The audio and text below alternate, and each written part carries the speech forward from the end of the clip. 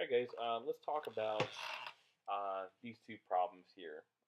Let's dive into A first, and let's maybe see if we have time to do B. So these are contextual problems. These are actually, I think, probably an order simpler than what we've been dealing with in class, but still takes some very complex thinking, and so we shouldn't overlook it.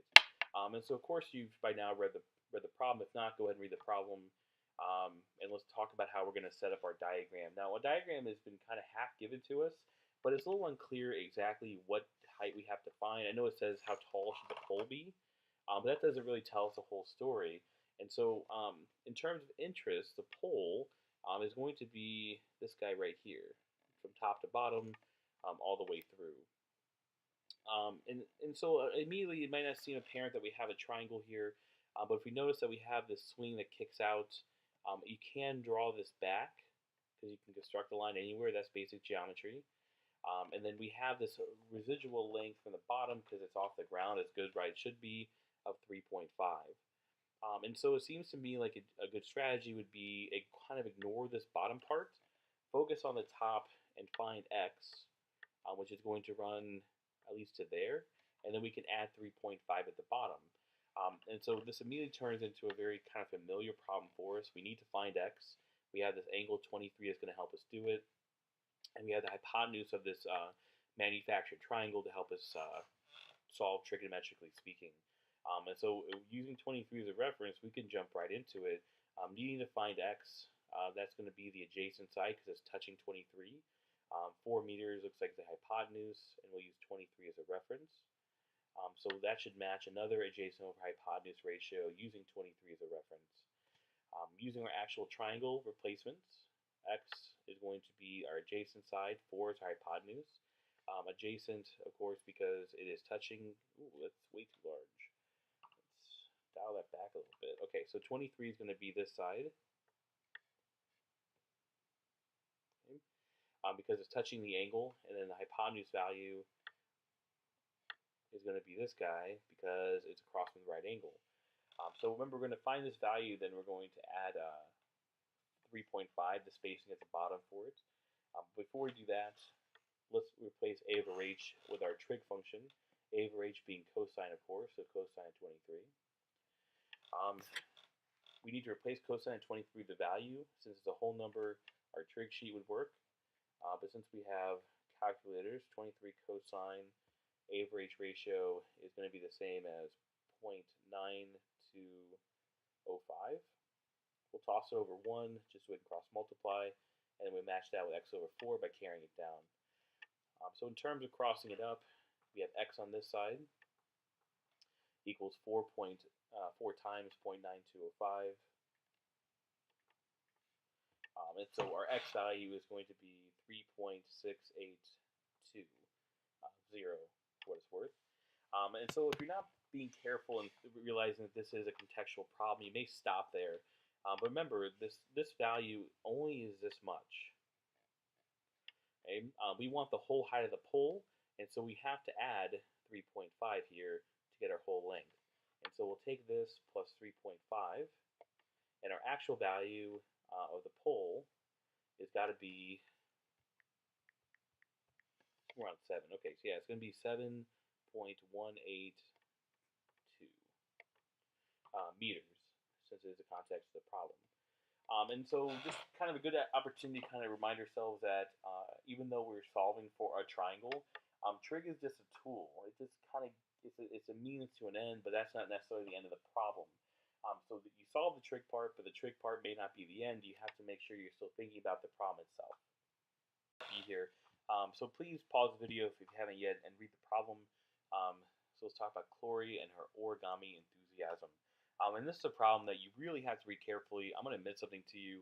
I had to read this more than once because I got confused halfway through about how to find the second length.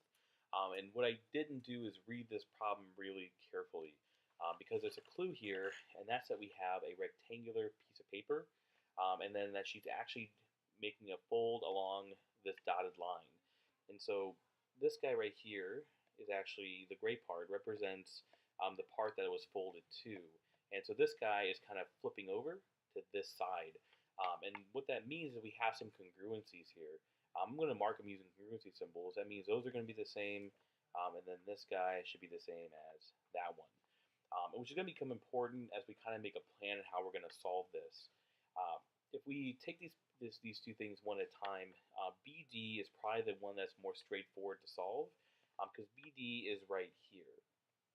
Well, very quickly we can see that BD is part of this triangle with a given reference angle, which is easy to spot, 35 of course. And then we have 21 along the bottom that's going to help us solve. What might not be immediately apparent, is how to find AD. Okay. But if we kind of go back to this idea of the context of the problem, which is really the toughest part of these contextual problems, AD, being a rectangle, has to be the same as BC. In any rectangle, opposite sides are congruent. Well, BC, because of the folding, is actually the same as B prime C. And so if these are all the same because of the folding, finding this length, the B prime C, is the same as finding this length, BC, which is also the same as finding this whole length, AD, which is what's demanded of in the actual problem. And so that will be the second part we'll find. So in the end, all these lengths is actually going to be, or will actually be found by solving the purple triangle. Of course, B prime D directly, this side over here, which I'll squiggle because it's getting kind of messy. And then ultimately, if we find B prime C with the hypotenuse of the same triangle, it'll be the same as finding AD because of this kind of nature that's folding. Again, the context of the problem reveals a solution to the problem. So let's just get into it. Let's go ahead and find B prime D. Just for simplicity's sakes, I'm going to call it X. And so X is going to be this length right here. And so this will look very familiar in terms of how to kind of start this trigonometric process. The X value, if we pick 35 as our reference triangle, is going to be the opposite, and of course 21 is going to be the adjacent. And so we'll start out, if we're going to solve for X, which is B prime D, we'll start off by the ratio opposite over adjacent of 35, and of course that's the same as some referencing information using the same ratio, same reference angle, always comparing to a reference triangle. In our actual triangle, we can do the replacement of X over 21, opposite of 35 across from 35 is X, touching 35 is 21, and then this, of course, will be tangent of 35. Going to whatever resource you feel most comfortable with at this point, I'm going to use my calculator. Tangent of 35 is going to be, actually it looks like it's pretty even, 0.7002. Put it over 1 to enable cross multiplication. Crossing this way is X. Crossing this other way, multiplying by 21, gives us 14.704. Okay? And so 14.704 defines this side right here. Okay? Switching our attention to now AD. That's going to be the same as solving this guy for Y, which would be the same as solving because of the fold for BC, and then because of the rectangle back to AD.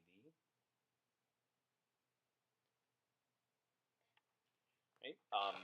That looks like the hypotenuse. We have our adjacent 21 to work with, so I'll start with adjacent over hypotenuse for 35. Of course, it'll be the same as adjacent over hypotenuse for 35. The adjacent side, doing a replacement, is 21. Hypotenuse is the Y. A over H is cosine.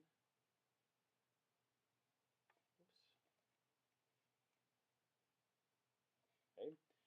Going to whatever resource again, 35, I'm going to use cosine on my calculator because that's just the same thing as a trig sheet. It just searches a list. 8192 over 1, same thing as 21 over Y. So crossing this way, we 0.8192Y is the same as 21. We'll divide by 0.8192, both sides.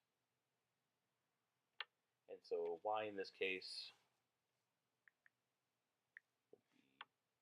will be 0.8192. Looks like Y is going to be 25.6. 635. Okay. And that's going to be this hypotenuse. Then therefore, because of the folding over, is going to be this side, and because it's a rectangle, it should be the same as AD.